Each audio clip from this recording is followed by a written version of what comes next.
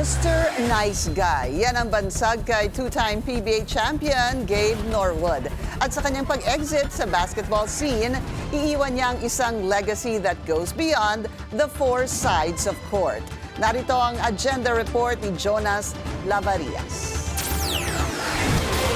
Isang gabi na puno ng pagkakaibigan at tribute para sa retirement ng PBA player na si Gabe Norwood. Tinawag na a legacy celebration ang intimate gathering kasabay ng kanyang 41st birthday.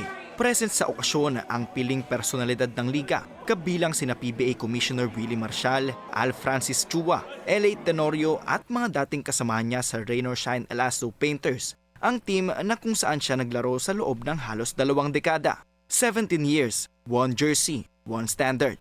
Sa panahong uso ang roster shakeups, nanindigan si Norwood sa konsepto ng loyalty, isang katangiang bihira na sa modern basketball. 2 championship ang kanyang nasungkit with Rain or Shine, but more than the title, iiwan niya sa kupunan ang imahe ng isang consummate professional. Para sa kaibigan niyang si Sol Mercado, si Norwood ay hindi lamang kakampi kundi isang lifelong friend, palaging present, palaging maaasahan. There isn't a better friend in my life than Gabe. We've been best friends for almost 20 years. Pinakatumatak daw sa kanya ang sandaling magkasama nilang naipanalo ang Jones Cup Gold, isang alaalang dadalhin niya raw habang buhay. Sa mata naman ni Coach Yeng Giao, ang tunay na sukatan ng kadakilaan ni Norwood ay wala sa scorebox. Ito ay nasa kanyang character, sa pagiging leader na iginagalang ng kakampi at kalaban, at sa kakayahang pagsabayin ang tagumpay sa loob ng court at ng responsibilidad bilang asawa at ama. Wala akong alam na taong galit sa kanya, no? Maski yung mga kalaban namin, hindi nagagalit kay Gabe, no? Very close to his family, to his kids, to his wife.